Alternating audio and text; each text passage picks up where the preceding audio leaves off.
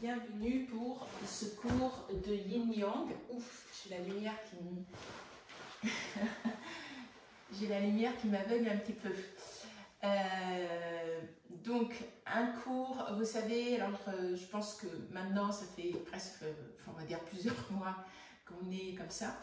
Les cours de Yin Yang, c'est vraiment un cours pour équilibrer un petit peu les énergies qui sont très fortes ou les énergies qui sont peut-être un peu trop douces, de façon à sentir en fait bien, simplement à l'intérieur de vous, qu'il n'y ait pas le ni trop ni pas assez, que vous soyez dans cette juste ligne dans laquelle vous vous sentez bien.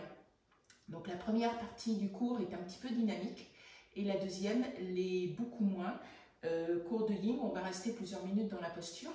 Je vais vous raconter un petit peu la symbolique des postures. Je l'avais fait il y a quelques temps, puis là je recommence. Voilà, pour ne pas faire à chaque fois exactement la même chose dans tous les cours.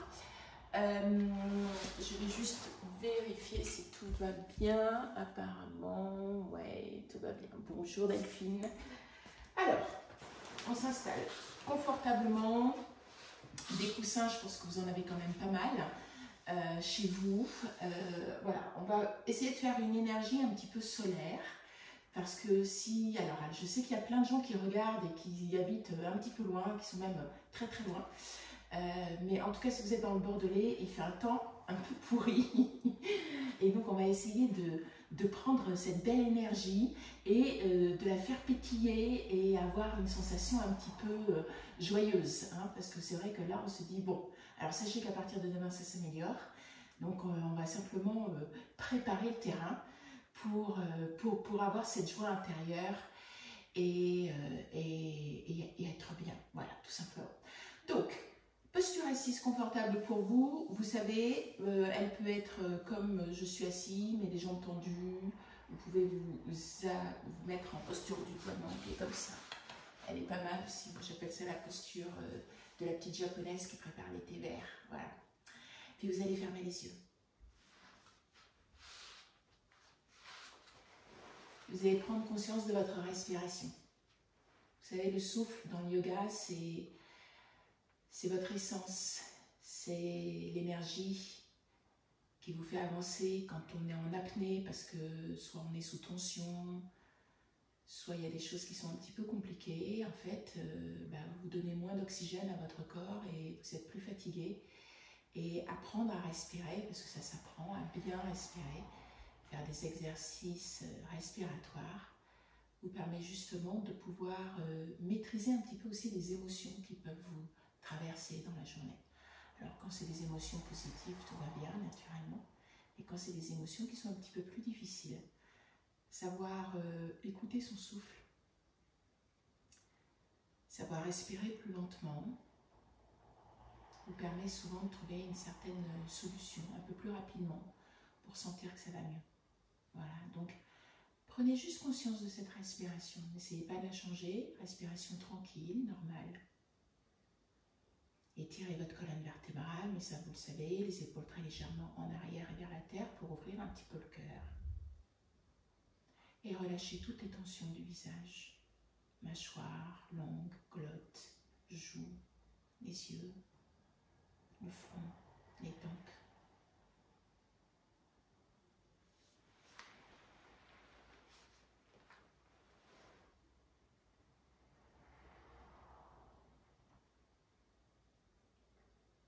Et observez ce qui se passe autour de vous.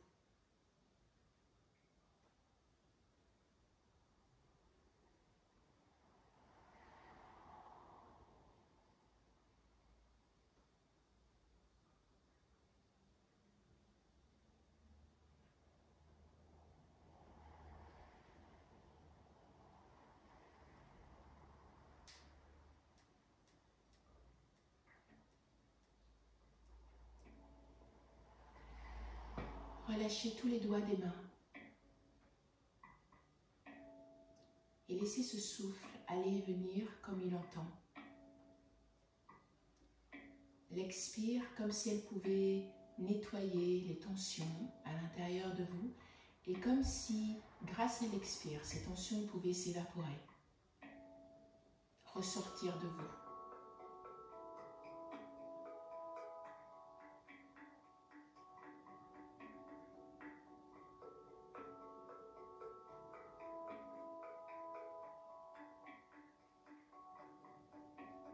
Laissez les pensées vagabonder, un peu comme des nuages dans le ciel. Vous savez, quand on regarde à travers la fenêtre, on sait qu'ils sont là, mais on ne s'y arrête pas. Donc essayez de ne pas vous arrêter sur vos pensées.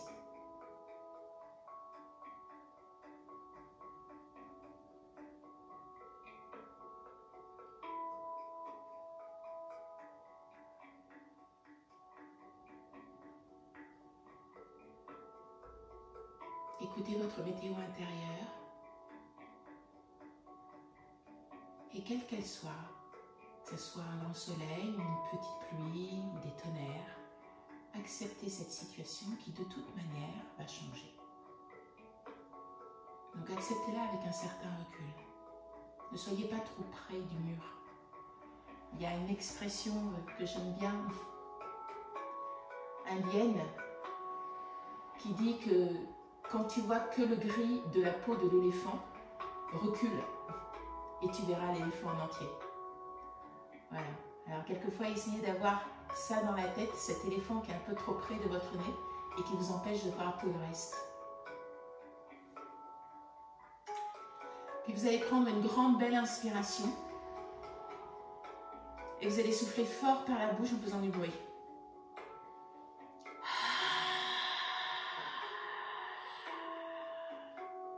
Et encore une fois, inspirez, gonflez bien vos poumons. Et expirez.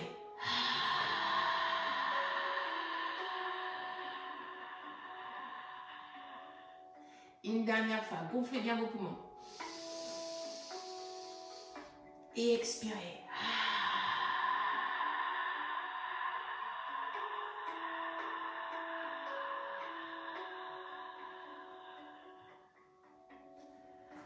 Ouvrez les yeux.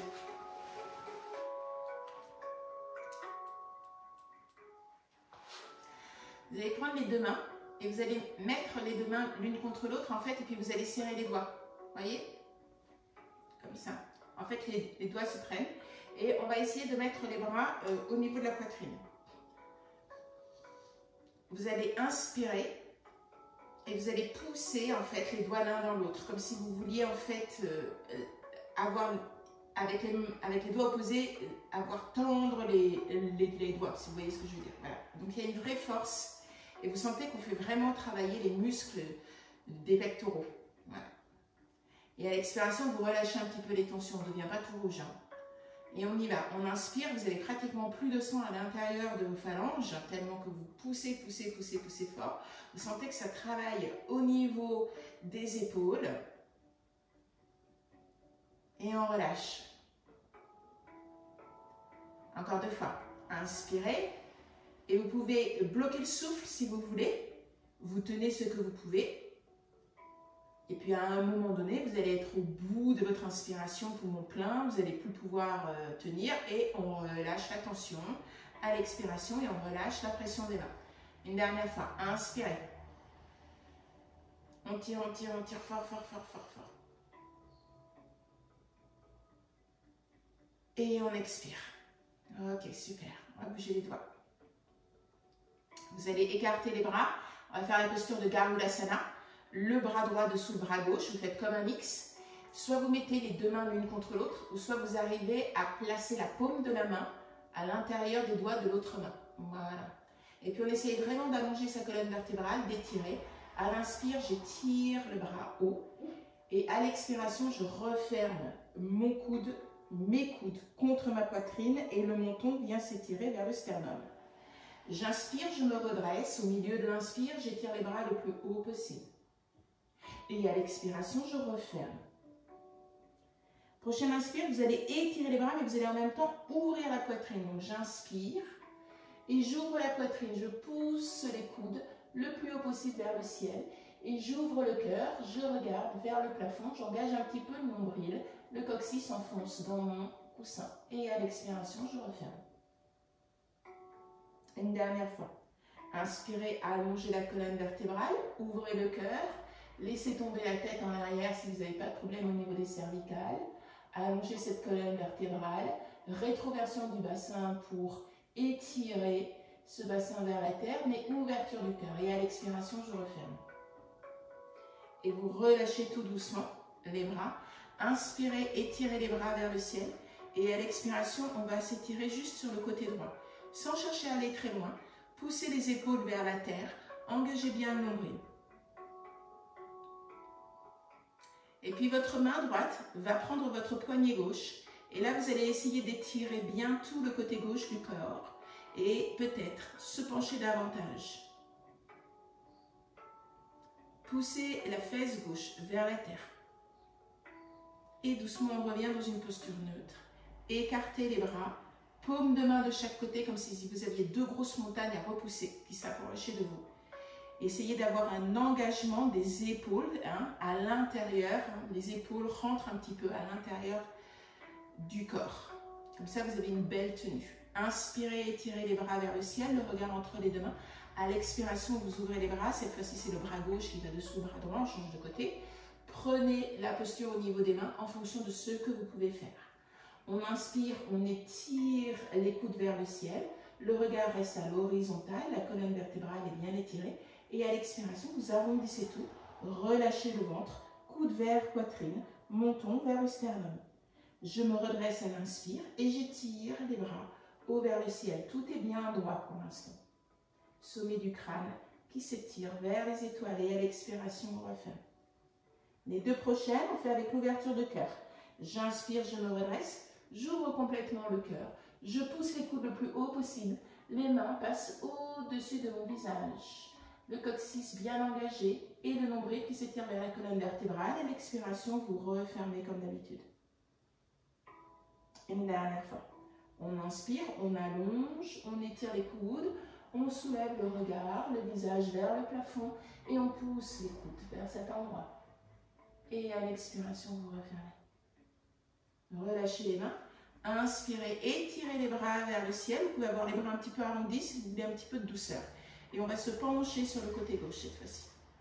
Essayez de garder les épaules sur une même ligne, comme si vous étiez sur un mur, comme si le mur était juste derrière vous. Cette fois-ci, c'est la main gauche qui va prendre le poignet droit pour essayer d'étirer un tout petit peu plus le flanc droit. N'essayez pas de pousser l'épaule droite en avant ou en arrière. Essayez de garder une posture droite, équilibrée. Ouvrez les bras à l'inspire. À l'expire, vous allez crocheter les mains derrière vous si vous pouvez. Sinon, vous posez le bout des doigts sur le sol. Et on va essayer juste d'ouvrir le cœur et de regarder vers le ciel. Avec des bras dans la mesure du possible bien engagés. Donc, on resserre la peau sur les muscles et les muscles sur les os des bras. Ouvrez le cœur. Serrez les omoplates l'une vers l'autre et étirez les clavicules loin l'une de l'autre, à l'inverse.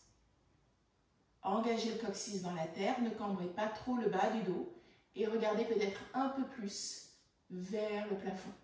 Pour ceux qui le souhaitent, on peut complètement laisser tomber la tête en arrière. La colonne vertébrale reste bien engagée. Inspirez et expirez tout doucement. Et on revient dans une posture neutre. Ok. On va venir s'asseoir. Posture de la grenouille.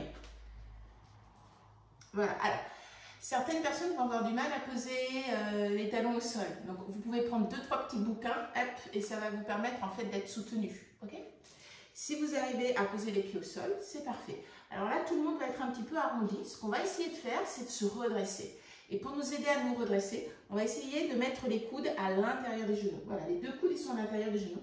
On va mettre les mains au niveau du cœur.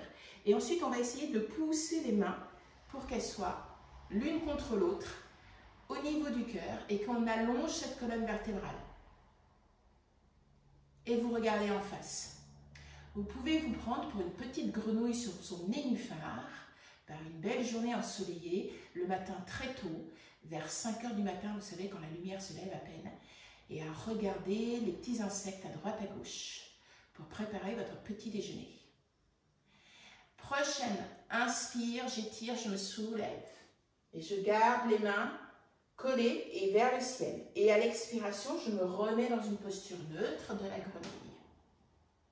J'inspire, je redresse, j'étire les bras. Moi, j'ai la lampe, donc c'est un peu plus compliqué pour moi. Et à l'expire, je referme.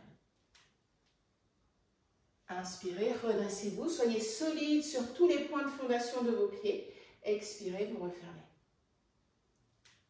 Encore 2 fois. Inspirez, on étire les bras vers le ciel. Expirez, refermez. Essayez de faire ça vraiment doucement, sans pratiquement vous arrêter, être vraiment en contact avec votre respiration. Là, vous ne pliez pas les jambes, vous mettez les mains au niveau du cœur. Ok, on va écarter les pieds un tout petit peu plus et on va garder les pieds ouverts comme ça. Et cette fois-ci, on va plier les genoux. Comme si vous étiez assis, tout à l'heure je parlais de l'éléphant, comme si vous étiez assis sur un éléphant. Ok, on va inspirer, vous allez avoir les bras qui vont s'étirer vers le ciel. Et à l'expiration, vous tendez les bras, tendez les jambes et les mains viennent se poser sur les cuisses. J'inspire, j'essaye de retrouver la posture assise sur l'éléphant. À l'expiration, j'étire les jambes. Encore 3 fois. Inspirez. Et essayez à chaque fois de descendre un tout petit peu plus que la fois précédente. Et expirez. Encore 2 fois. Inspirez. Asseyez-vous, poussez le coccyx dans la terre, allongez votre colonne vertébrale, expirez, relâchez. Et une dernière fois, mais sauf que l'on va rester dans la posture. Inspirez, sauf qu'à l'expiration, vous allez mettre les mains sur les genoux. On sourit. Oui, je sais, ça brûle. On va inspirer les bras vers le ciel, expirer, vous allez mettre les mains derrière la tête. Inspirez, allongez la colonne vertébrale. Expirez, vous allez vous pencher sur le côté. Inspirez, redressez-vous. Expirez sur le côté opposé. Inspirez, redressez-vous. Asseyez-vous davantage. Expirez sur le côté. On inspire, on se redresse. Expirez sur le côté. Inspirez, étirez les bras vers le ciel. Expirez, vous allez allonger votre colonne vertébrale. Et restez dans la posture. Poussez les épaules en arrière. Regardez vers l'avant. Bloquez pas le souffle. Tendez les jambes et mettez les mains au sol si vous le pouvez. Remettez les 2 pieds parallèles. Inspirez et expirez tout doucement. Relâchez le sommet du crâne.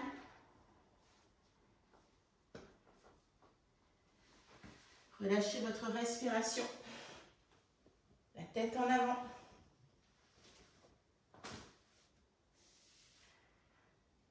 Et vous allez essayer de prendre l'extérieur de vos cuisses, de vos mollets ou de vos chevilles, ou alors index et majeur vont prendre l'intérieur de vos 2 gros orteils. À l'inspiration, vous allez vous redresser. Redressez le dos, étirez le dos, poussez les épaules en arrière. Essayez d'avoir le même poids à l'avant qu'à l'arrière. Et essayez de pousser sur vos 4 points de fondation au niveau des pieds. Expirez, vous pliez les coudes comme si vous vouliez venir poser la tête au sol. Et on vient pousser le ventre entre les 2 cuisses. Les cuisses sont engagées. On remonte les rotules. À l'inspiration, vous vous redressez. Et à l'expiration, vous écartez les coudes pour venir allonger cette colonne vertébrale vers la terre. Et vous faites ça à votre rythme, au rythme de votre souffle. Une dernière fois. Allongez bien cette colonne vertébrale, poussez les épaules vers la terre et poussez le sommet du crâne en avant. Et expirez, relâchez, détendez tout. Vous allez prendre vos coudes opposés avec les mains. Relâchez la tête et vous allez bouger la tête comme si vous vouliez la dévisser du cou. Remontez la voûte plantaire des pieds si vous n'avez pas les pieds pleins pour engager les muscles de l'intérieur des cuisses. Et sentez l'étirement de cette colonne vertébrale, sentez l'étirement du flanc droit et du flanc gauche. Et laissez le poids des mains s'étirer, le poids des bras vers le sol. Puis doucement, avec votre main droite, vous allez prendre l'extérieur du mollet gauche ou la cheville. Ok, puis on va tendre ce bras ou du pied. On va étirer le bras gauche vers le ciel et vous allez plier la main gauche derrière votre hanche droite. Comme si le bout des doigts venait toucher le haut de la cuisse droite. Et vous allez vraiment essayez d'allonger la colonne vertébrale, de vous redresser un peu, d'utiliser le bras droit comme un tuteur et vous étirez l'épaule gauche vers le ciel le plus possible. Vous êtes en torsion de la colonne vertébrale, mais en même temps, essayez de l'allonger, cette colonne vertébrale. Ne bloquez pas le souffle. Et doucement, on revient dans une posture neutre. On va changer de côté. On peut faire marcher les mains vers le pied droit.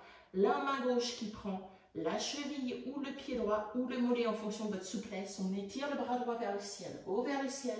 On allonge la colonne vertébrale, le sommet du crâne qui part vers l'avant. Vous pliez le bras derrière vous.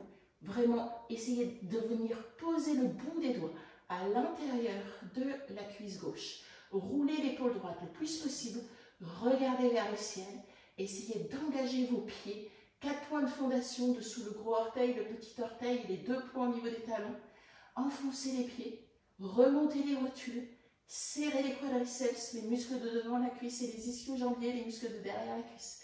Et doucement, on revient dans une posture neutre. Relâchez et détendez tout.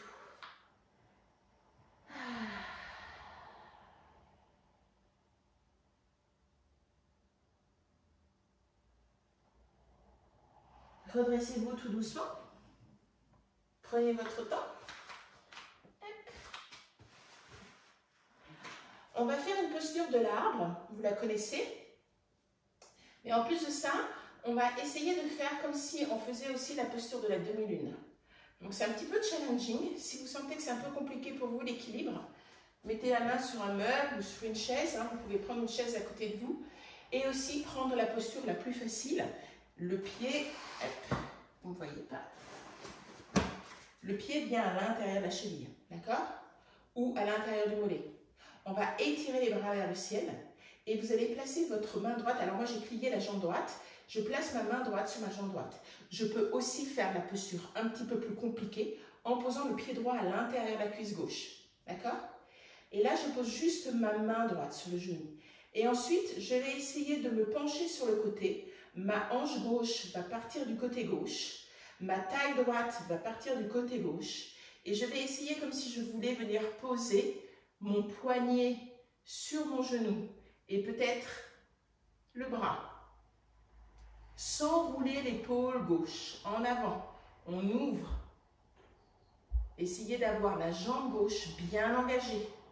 Et ouvrez la hanche droite, poussez le genou droit vers l'arrière. Et penchez-vous sur le côté. Hop. Quand vous n'avez pas de point fixe au niveau du regard, moi j'ai changé mon regard et comme par hasard, j'ai perdu l'équilibre. Donc vraiment, les postures d'équilibre, il faut qu'il y ait un regard posé sur un point fixe. C'est très important. Il faut qu'il y ait un engagement, les pieds qui s'accrochent dans la terre. Étirez, étirez. Tout le flanc gauche. La partie féminine, la partie lunaire, la partie fraîche. Et doucement, on revient les 2 bras vers le ciel. Et vous venez poser les mains au niveau du cœur. Inspirez et expirez tout doucement. Enfoncez le coccyx comme une 3e jambe pour vous aider dans le sol. Le sommet du crâne qui regarde les étoiles. Les épaules qui sont relâchées et détendues. Allongez le flanc droit, flanc gauche, comme si vous puissiez vous étirer, mais avec une belle emprise au sol. Vous êtes au juste milieu. Et doucement, avec maîtrise, on vient poser le pied au sol, fermez les yeux et observez, jambe droite, jambe gauche. Vous pouvez sentir quelque chose peut-être. Et prenez le temps de respirer dans cette posture.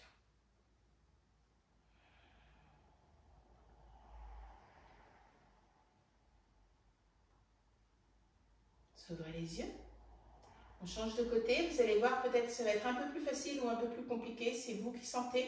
N'allez pas au-delà de vos limites. Essayez simplement de garder ce bel équilibre le plus longtemps possible. Donc, quelquefois, il faut mieux prendre quelque chose un petit peu moins difficile. Mais vous dites, ok, là, je vais me challenger. Je vais vraiment essayer de ne pas poser mon pied au sol. Ok, donc ça, c'est vous qui décidez. Inspirez et expirez tout doucement. Prenez votre option. Les bras d'abord qui s'étirent vers le ciel. Ensuite, le bras gauche qui vient se poser sur la main gauche, pardon, qui vient se poser sur le genou. Et vous allez tout doucement ouvrir sur le côté. J'ai mon genou qui et moins efficace, ça glisse sur mon pantalon. Voilà. Ouvrez le cœur. Essayez d'avoir les deux épaules sur une même ligne, comme le mur imaginaire dont je vous ai parlé tout à l'heure. Poussez votre hanche droite sur le côté droit, étirez-la au maximum et étirez tout le flanc droit, le côté yang du corps humain. Masculin, solaire, dynamique, plein d'énergie. Respirez avec cette énergie. Le regard étiré vers l'horizon. Je perds l'équilibre. J'ai pas mes lunettes, alors quand j'ai pas mes lunettes, je vois un peu flou. Voilà. Bloquez pas le souffle. Resserrez bien les mollets, resserrez les cuisses. Penchez-vous peut-être davantage. Et doucement, s'étirer les bras vers le ciel. Hop, moi j'ai déjà mon pied au sol. Et vous mettez les mains au niveau des cœurs. Fermez les yeux.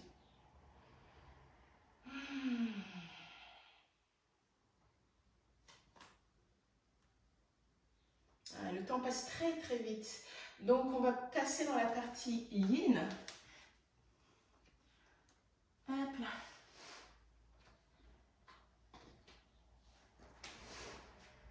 Alors, vous allez vous mettre sur votre tapis. On va faire une petite posture qui est super agréable pour commencer. On l'a déjà faite, hein. Voilà, vous vous mettez sur le dos et vous mettez les mains sur les genoux et vous venez juste pousser un petit peu les genoux vers la poitrine. Essayez d'avoir la tête et les épaules au sol et fermez les yeux. Le menton peut être un tout petit peu rentré pour étirer votre cou.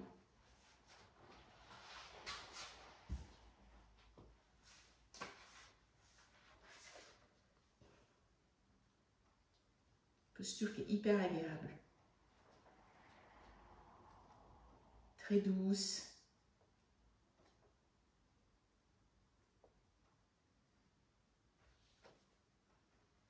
Alors, Pavana Muktasana. Pavana, vent, Mukta, libéré. La libération des vents. Hanuman, dans sa posture... Alors, je vous parle de la symbolique et de l'histoire de cette posture. Pendant que vous la tenez, comme ça, le temps passe plus rapidement. Hanuman, dans sa poursuite gourmande du soleil, il pensait avoir affaire à un énorme manque doré. C'est le dieu singe Hanuman, avait été frappé par la foudre d'Indra. Tombant des cieux sur la terre, l'enfant singe gisait au sol inerte. Vayu, le dieu du vent, retrouva son fils inconscient. L'accension était bien lourde pour la méprise d'un enfant. Furieux et inquiet, Vayu cessa sur le champ ses activités. Le dieu du vent rappela à lui les brises, courants d'air, bourrasques et autres zéphyrs. Bientôt, l'air devint stagnant et vicié. Sur la terre, les êtres ne pouvaient plus respirer. Ils restaient allongés à longueur de journée, trop épuisés pour manger. Sans la force caressante du vent, le monde ne pouvait fonctionner. Face à cette situation désespérée, Indra se décida à aller présenter ses excuses. Il était accompagné d'un cortège de dieux, chacun apportant un présent à l'enfant blessé. Brahma, le premier, ranima l'enfant. Il lui offrit l'invulnérabilité et le pouvoir de changer de forme à volonté. Indra lui accorda le don de choisir le moment de sa mort. Agni lui offrit l'immunité face à la brûlure du feu. Vishnu alluma en son cœur une flamme qui ne s'éteindra jamais, la flamme de la dévotion. Enfin, Surya, le dieu soleil, promit de l'avoir pour disciple et de lui transmettre son savoir et sa sagesse. Alors, Vayu libéra les vents, et la terre put reprendre son souffle. Hanuman, fort de ses présents, sera bientôt prêt à accomplir sa destinée au service du héros Rama. La portée symbolique. Si la terre ne peut survivre sans air, il en est de même pour le corps humain. Au niveau physiologique, l'énergie Vayu gouverne non seulement la respiration, mais aussi la digestion, l'assimilation et l'excrétion. Sans le mouvement du vent, les choses stagnent et l'évacuation des résidus de la digestion, mais aussi des expériences négatives, ne peut se dérouler correctement. C'est là tout l'enjeu de cette posture. Pavana étant un autre nom de Vayu et Mukta signifiant libéré. On peut traduire Pavana Muktasana par posture des libérations des vents. Effectivement, cette posture stimule le processus digestif par la pression des cuisses sur les organes abdominaux. C'est donc une posture de choix pour libérer les gaz, lutter contre la sensation de ballonnement et la constipation. Si Pavana désigne le dieu Vayu, le terme désigne aussi, de manière plus générale, ce qui purifie. À un niveau plus subtil, Pavana Muktasana est également la posture qui purifie et qui libère. Pour les pratiquants yogis, il s'agit de purifier, de libérer son mental des chaînes de l'ignorance. L'air de rien, cette posture toute simple offre à celui qui la pratique de grands bienfaits physiologiques et énergétiques. Vous restez encore quelques instants dans la posture.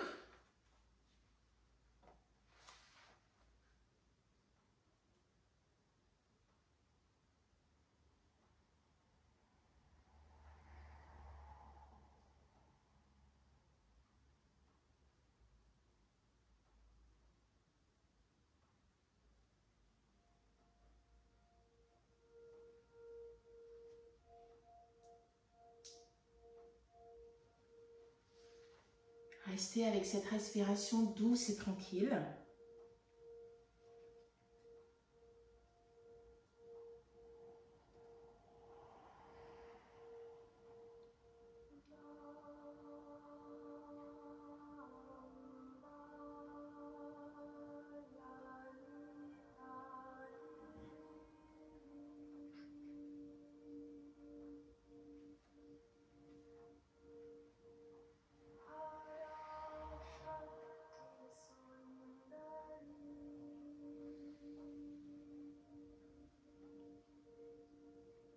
Vous allez sentir qu'au fur et à mesure, vous allez peut-être pouvoir repousser les genoux un tout petit peu plus sur la poitrine.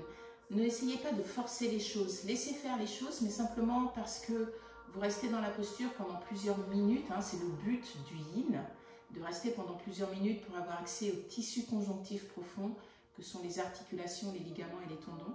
Vous allez voir que tout se relâche justement. Et puis très délicatement, vous allez sortir de la posture. On va faire une posture qui est hyper simple, que j'aime bien, qui s'appelle la posture du crocodile. Alors, certaines personnes la connaissent. C'est une posture dans laquelle vous allez être allongé sur le ventre, tout simplement. Vous mettez les deux mains l'une sur l'autre et vous posez le front sur les mains. Essayez de pousser les fesses un petit peu loin de vous, de façon à avoir le cou qui est bien dégagé. Voilà. Et vous fermez les yeux dans cette posture. On va rester au moins 5 minutes. Donc installez-vous correctement, prenez le temps de voir les bras. Si c'est la main droite qui se pose sur la main gauche ou la main gauche qui se pose sur la main droite, comme vous voulez. Je vais vous raconter la petite histoire.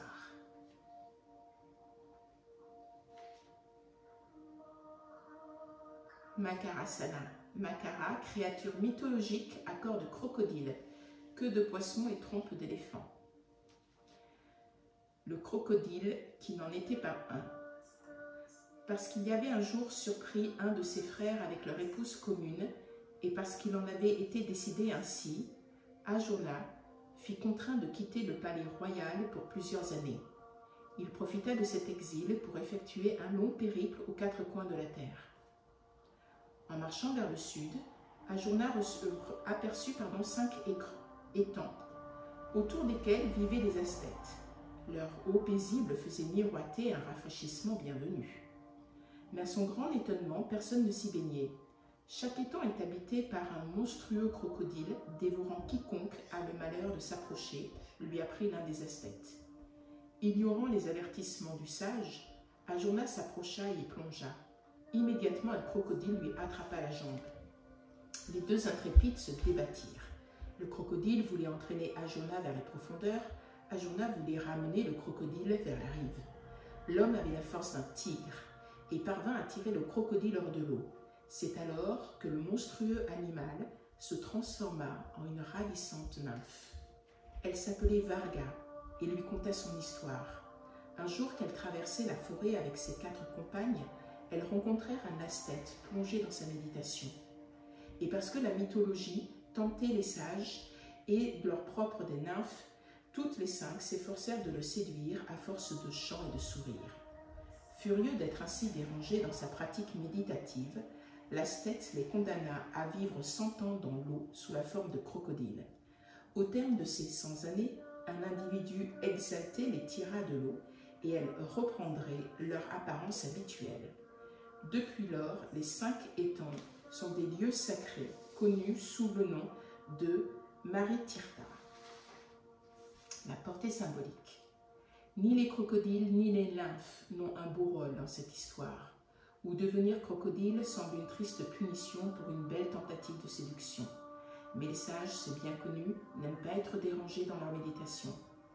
Intermédiaire entre terre et eau, ventre-tente et dos coriace, le crocodile est un symbole ambivalent. Lorsqu'il se meut tranquillement dans la vase, qui donne vie à une végétation luxuriante, le crocodile représente la fécondité et la puissance créatrice. Mais lorsqu'il surgit soudain et dévore, il représente une nature vicieuse et dangereuse.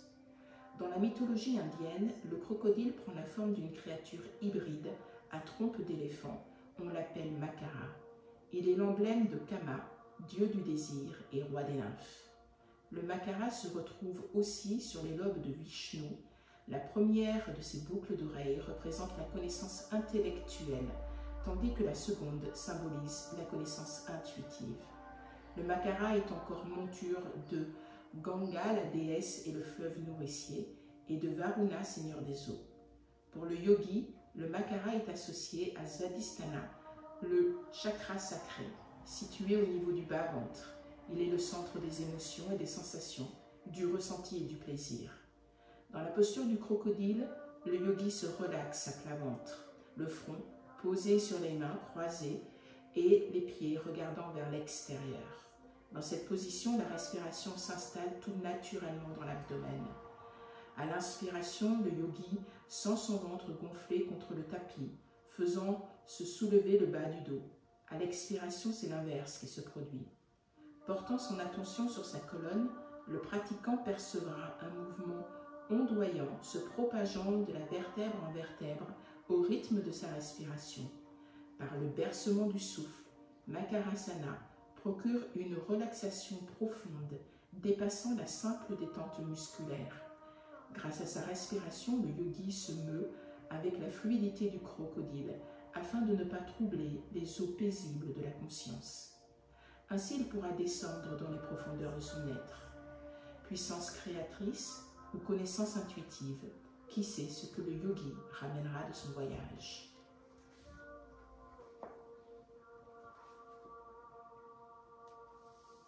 Donc, essayez de ressentir cette ondulation respiratoire au niveau de votre colonne vertébrale dans cette posture. Ressentez la respiration aussi abdominale.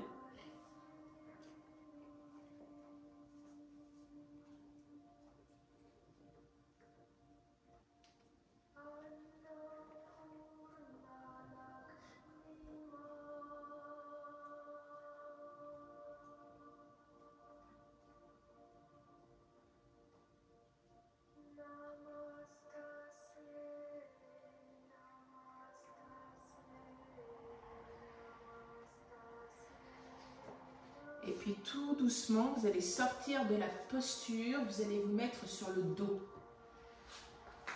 On a fait la posture de Garudasana, vous savez, tout à l'heure. Et on va faire exactement la même chose avec les jambes. Donc, vous êtes sur le dos. Vous allez placer la jambe droite par-dessus la jambe gauche. On peut rester dans cette posture. Vous allez juste pousser les genoux vers vous, ouvrir les bras en croix et doucement rouler du côté droit. D'accord? Voilà. En essayant de venir poser le genou gauche au sol et le genou droit dans la mesure du possible. Vous allez étirer le bras droit loin et on va essayer de venir poser l'épaule gauche au sol. Pour ceux qui veulent aller un tout petit peu plus loin, donc on commence exactement de la même manière. On peut lever le mollet gauche pour essayer de placer le pied droit dessous le mollet gauche. Voilà, comme ça vous êtes bien entortillé. De la même façon, on pousse le genou vers la poitrine, on ouvre les bras et peut-être que vous vous aidez de votre main droite pour ne pas tomber. Comme ça. Hop. Voilà. La tête peut se tourner du côté droit ou du côté gauche. ou dans une posture neutre, c'est à vous de voir.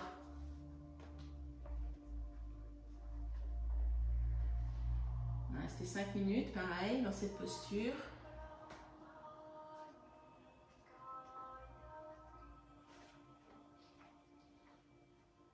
Garudasana, vous savez, la compagnie indonésienne des avions s'appelle Garudasana. Garudasana, créature mythique. L'Amrita, convoité par les serpents. Le sage Kasyapa avait épousé 2 sœurs rivales. Les aimant de façon égale, il offrit à chacune un vœu. La plus jeune, Kadru, s'exclama: « Puissions-nous enfanter 1000 fils d'une force et d'un courage inégalés. » Et Kadru donna vie à 1000 serpents forts et vigoureux. À son tour, l'aîné, Vanata, formula son vœu. « Puissions-nous enfanter 2 fils dont la bravoure et la puissance surpasseront largement celles de leurs demi-frères serpents. » Et Vinata pondit 2 œufs qu'elle plaça dans la bonne garde de ses servantes. 1000 ans plus tard, un des œufs était devenu énorme, se brisa. Ce qui advint de l'autre œuf est une autre histoire. Un être majestueux vit le jour, mi-aigle, mi-homme. Sa puissance équivalait à celle d'1 million de soleils. Sa lumière était telle qu'elle aveuglait les dieux qu'on appelait Garuda, le dévoreur, par allusion au rayon brûlant du soleil. Ébloui, les dieux le prièrent de réduire sa puissance. Garuda concentra son énergie et réduisit de 1000 fois son éclat. Entre-temps, la rivalité entre les 2 sœurs persistait. Suite à un pari frauduleusement gagné, Kadru, mère des serpents, condamna Vanata et Garuda à devenir leurs esclaves. Pour s'en affranchir, Garuda conclut un marché avec ses demi-frères. Un pot d'Amrita, tel serait le prix de leur liberté. Ce n'était pas chose facile, car l'Amrita, le nectar d'immortalité, était jalousement gardé par les dieux. Ils s'en réservaient l'usage exclusif et assuraient sa protection par une série d'obstacles, tempêtes de feu qui barraient le ciel, machines à l'amour rotatif qui tranchaient net quiconque s'en approchait, et 2 énormes nagas venimeux en guise de gardiens. En récoltant dans son énorme bec l'eau de plusieurs rivières, Garuda parvint à éteindre la tempête de feu. Il se fit ensuite minuscule et rapide comme le vent. Il se fraya un chemin entre les larmes tournoyantes, les lames. Enfin, en frappant le sol de ses immenses ailes, il souleva la poussière dense et aveugla les gardiens. C'est ainsi qu'il put dérober le nectar et apporter la précieuse rançon au serpent. Mais Indra, roi des dieux, veillait au grain et s'empara du pot avant que les serpents n'aient pu avoir le temps de se délecter du nectar de l'immortalité. Au cœur de l'action, une partie de l'Amrita se renversa sur le sol. Les serpents s'empressèrent de lécher l'herbe jusqu'à la dernière goutte. Le puissant breuvage fendit le bout de leur langue, mais il leur procura aussi le pouvoir de régénération. Depuis lors, les serpents ont la langue fourchue et nue. Garuda garda de cet épisode une profonde rancune envers ses demi-frères, avivés par la rivalité de leur mère. Les aigles et les serpents sont et seront pour toujours ennemis jurés, et Garuda, monture du dieu Vishnu, ne rate pas une de ces nombreuses occasions que lui offre la mythologie hindoue pour dévorer l'un ou l'autre serpent.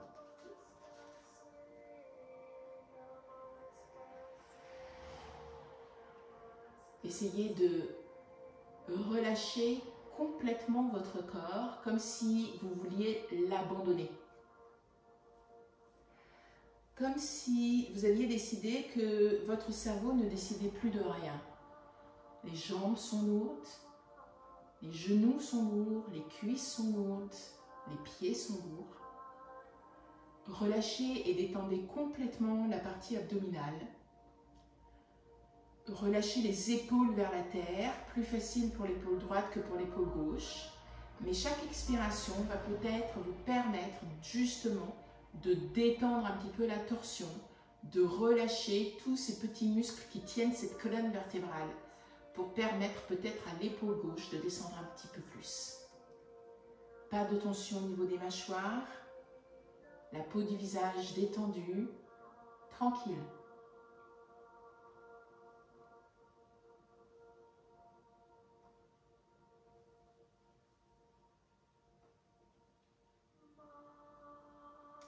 Délicatement, vous allez sortir de la posture en prenant votre temps.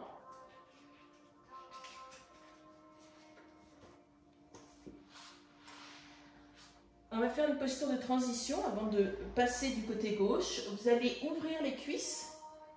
Soit vous mettez simplement les mains sur les cuisses pour travailler un petit peu sur l'ouverture du bassin. Là, on était complètement fermé, donc on a une posture un petit peu opposée. Les épaules, la tête restent au sol, le menton très légèrement rentré. Soit vous connaissez cette posture, la posture de l'enfant. Donc en fait, vous allez monter les jambes, les cuisses restent plutôt parallèles au sol.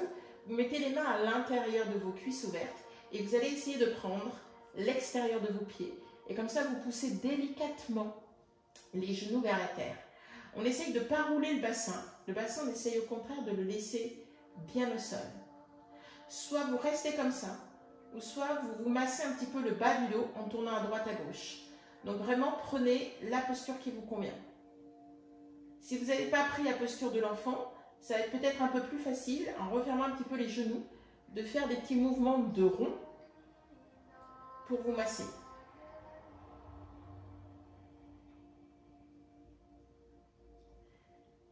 Et puis cette fois-ci, vous allez pousser la cuisse droite vers le sol et c'est la cuisse gauche qui va venir se poser par-dessus la cuisse droite, comme si vous formiez un mix. Vous poussez bien les cuisses vers vous et vous prenez votre option en tendant la jambe droite et en essayant de placer le pied dessous le mollet droit ou simplement vous laissez juste le pied à côté du mollet. On serre bien les cuisses, on ouvre les bras en croix, on peut utiliser la main gauche pour retenir les deux jambes qui sont lourdes et qui viennent se poser au sol. Essayez vraiment d'avoir le genou droit qui vient se poser sur la terre. C'est important qu'il y ait au moins un genou au sol.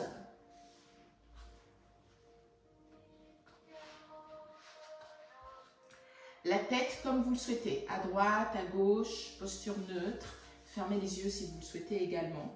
C'est toujours bien de fermer les yeux parce que je trouve que ça permet d'être plus en contact de vos sensations, sensations internes ou les sensations un petit peu externes comme la température de l'air, comme le poids de votre corps sur votre tapis, sur le sol.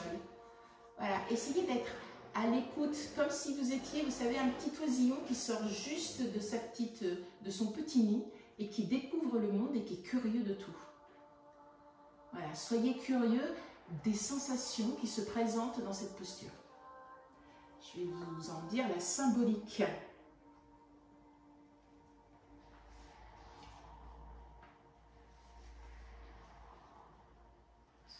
Alors, normalement, cette posture de Garudasana se fait debout. Hein. Vous savez, bon, là, on l'a fait allonger, mais la symbolique parle plutôt de la posture quand vous êtes debout. En équilibre sur un pied, bras et jambes enchevêtrés, Garudasana est une drôle de posture pour rendre hommage au roi des oiseaux. Là où on imagine volontiers une posture d'ouverture, bras déployés pour s'envoler, la posture Garuda est au contraire une posture de repli du corps vers l'avant. Mais si le yogi se replie, c'est pour mieux s'envoler. Tel Garuda, tout juste né, diminuant de 1000 fois son éclat, le yogi concentre et canalise son potentiel énergétique. Par la position des bras, le yogi réduit son amplitude respiratoire et étire les rhomboïdes et les muscles situés dans le haut du dos.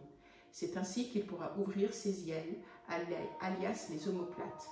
En Garudasana, le yogi apprend à concentrer son énergie pour mieux la déployer. Cette concentration physique est accompagnée d'une concentration mentale. Dans la mythologie, Garuda est la monture de Vishnu, celui qui veille sur le monde. Chaque fois que l'équilibre du monde est compromis, la créature majestueuse escorte le dieu pour établir l'harmonie. À l'instar de Garuda, le yogi cherchera donc à préserver l'équilibre, en commençant par le sien, par le moindre stimuli visuel ou auditif pourra compromettre. Il suffit que le regard chavire pour que le corps bascule. Trouver la stabilité sur un pied nécessite de fixer sa vision et sa pensée. Donc là, comme vous n'êtes pas assis sur un pied, que vous êtes allongé sur le tapis, c'est plus facile naturellement. Mais la symbolique est toujours la même.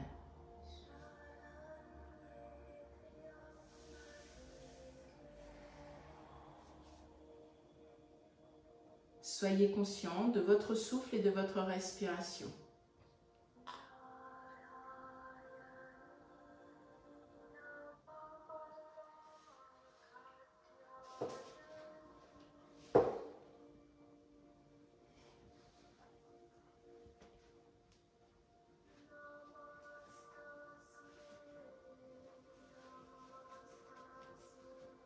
Ne vous laissez pas envahir par vos pensées.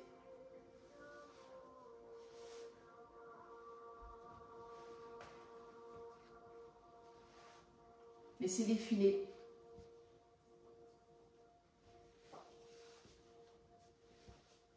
Et pour ceux qui sont dans le Bordelais, ou si vous êtes ailleurs et que le temps est un petit peu médiocre, un petit peu pluvieux, un peu gris, posez-vous la question de peut-être pourquoi vous n'aimez pas ce temps gris,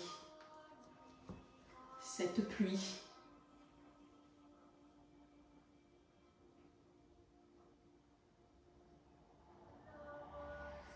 Et dites-vous que justement, qu'est-ce que peut apporter cette pluie et ce temps gris pour vous de positif?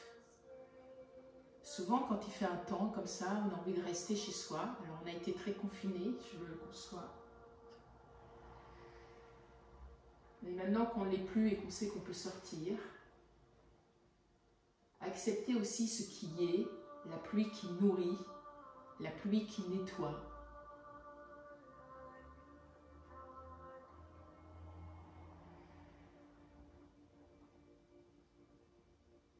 La pluie qui fait que les choses poussent, grandissent et deviennent fortes. Et comme le yin et le yang, on a besoin du jour, on a besoin de la nuit, on a besoin du soleil fort et de la pluie. Et savoir accepter, accueillir toutes ces émotions, qu'elles soient négatives ou positives, et se dire, prendre du recul comme si vous n'avez pas le nez devant le corps de l'éléphant, prendre ce recul pour vous dire, mais finalement, c'est pas si mal que ça.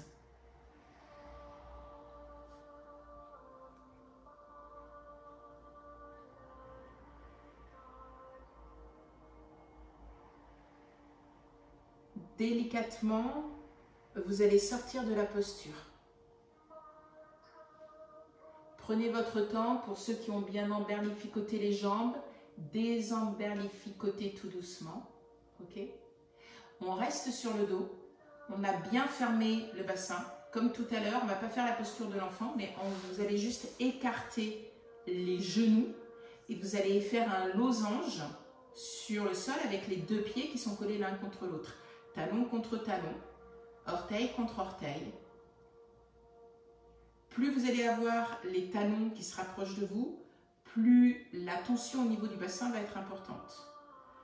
Donc c'est à vous de voir qu'est-ce qui est le plus confortable pour vous.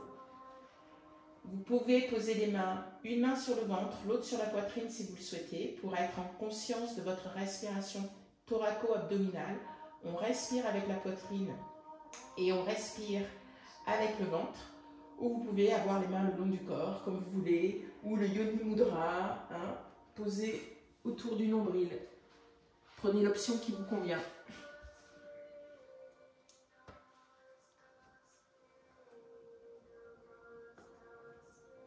Et toujours les yeux fermés.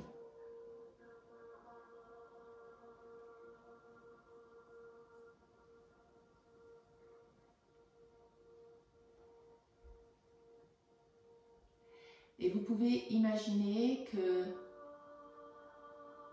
lorsque vous inspirez un peu le soleil. Et lorsque vous expirez un petit peu la chaleur du soleil pour équilibrer les choses. Et ensuite, lorsque vous allez inspirer la lune. Et lorsque vous allez expirer la fraîcheur de la lune un petit peu pour équilibrer.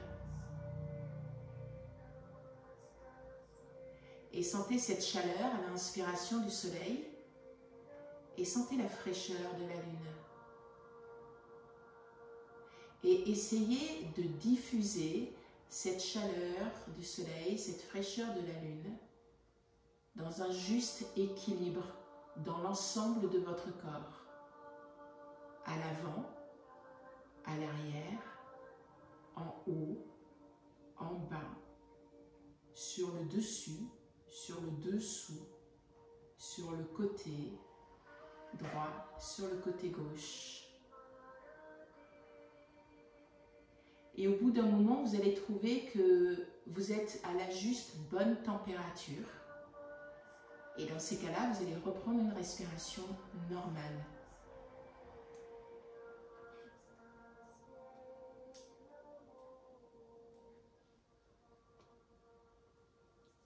Et lorsque vous le souhaitez, vous pourrez vous mettre en posture finale de Savasana. Donc vous allez allonger les jambes, hein, vous êtes déjà presque dans la posture. Les jambes sont relativement écartées. Si vous avez un tapis de yoga, c'est à peu près de la largeur 80 cm de votre tapis de yoga. Poussez peut-être le pied flex pour étirer le talon bien loin, de façon à allonger les deux jambes. Les bras ne sont pas en croix, ils sont le long du corps, mais un petit peu écartés du buste. Paume de main tournée vers le ciel pour relâcher, pour ouvrir bien les épaules. Le menton un tout petit peu rentré, on étire le cou. Les mâchoires sont relâchées, détendues, les yeux sont fermés. Ils sont levés dans leur orbite comme s'ils flottaient. Vous sentez qu'il n'y a plus de tension au niveau des yeux, plus de tension au niveau de toute la peau du crâne. Plus de tension au niveau de votre front, au niveau de vos tempes. Relâchez les paupières, les sourcils et le point ajna entre les deux sourcils. Vous savez, quand on est souvent contrarié, on a un petit trait entre les deux sourcils. Essayez de le gommer, ce petit trait. Même s'il y a une petite ride qui est là. Et relâchez, détendez complètement la peau du visage. Je donne souvent l'image du miel épais, vous savez, qu'on a sur une cuillère et qu'on laisse tomber. Ben, laissez tomber cette peau. Essayez qu'elle n'ait aucune tension. Comme si tout se détendait. Vous allez détendre la langue, l'intérieur et l'extérieur des joues. Relâcher et détendre la gorge. La respiration se relâche et se détend. Vous allez relâcher le buste, la poitrine, les épaules, le haut du dos. Vous allez relâcher le milieu du dos et le bas du dos. Vous allez relâcher les bras, les coudes, les avant-bras, les poignets, les mains, les doigts. Vous allez relâcher le ventre et le bassin. Vous allez détendre les cuisses, les genoux. Vous allez relâcher les chevilles, les talons, la voûte plantaire, le dessus et le dessous du pied. Vous allez détendre chacun de vos 10 orteils. Et du sommet du crâne jusqu'au bout des pieds, tout votre corps est relâché. Tout votre corps est détendu. La douceur du moment. À l'écoute de votre souffle, comme un chant doux pour vous bercer.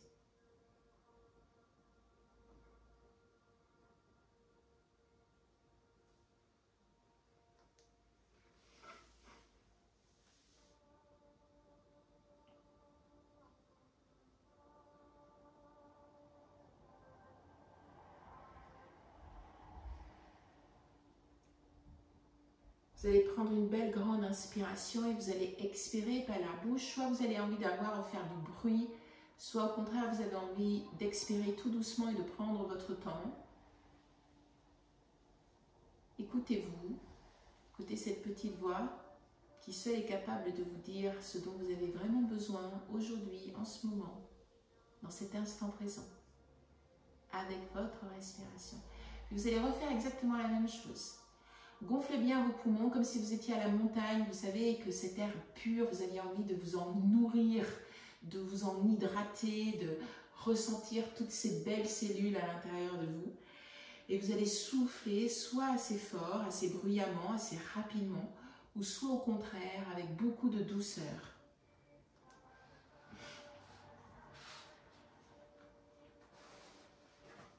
Et lorsque vous avez terminé, vous allez plier les jambes et vous allez rouler sur le côté droit ou le côté gauche en prenant votre temps, en remontant les genoux en boule. Mettez-vous en boule. Comme un petit hérisson, j'aime bien les petits hérissons. Ils sont tout doux à l'intérieur et un peu piquants à l'extérieur. Côté yin, côté yang. La tête est relâchée et détendue.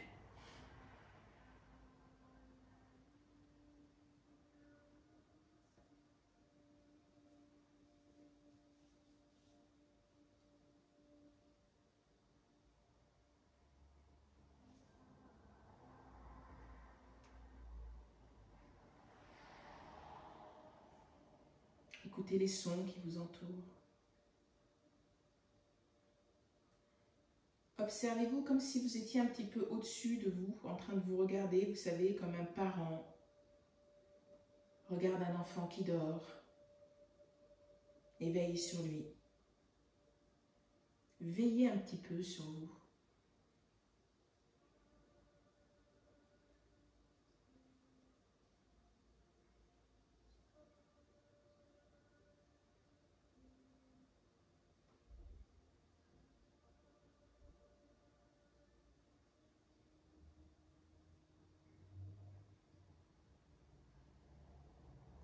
Et doucement, vous allez vous aider de vos mains pour venir vous aider dans une posture assise et confortable pour vous. Gardez encore quelques instants les yeux fermés.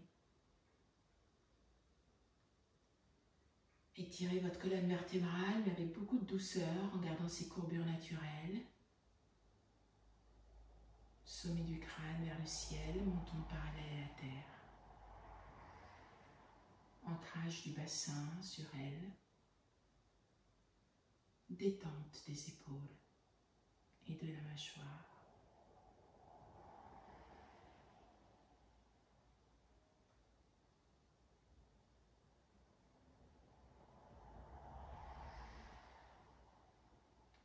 On va prendre une belle inspiration et on va chanter le Om, vous savez, ce premier son universel. Et essayez de le chanter en essayant de faire vibrer le cœur et en remontant cette vibration à l'intérieur de votre tête. Inspirez.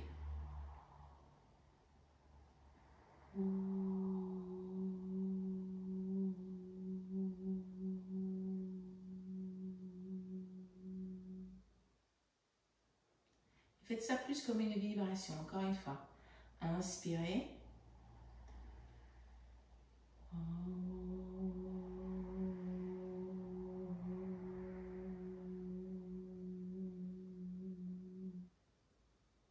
Mettez les mains au niveau du cœur. Namasté. Merci beaucoup d'être là. Merci beaucoup de vos soutiens. Passez une belle journée.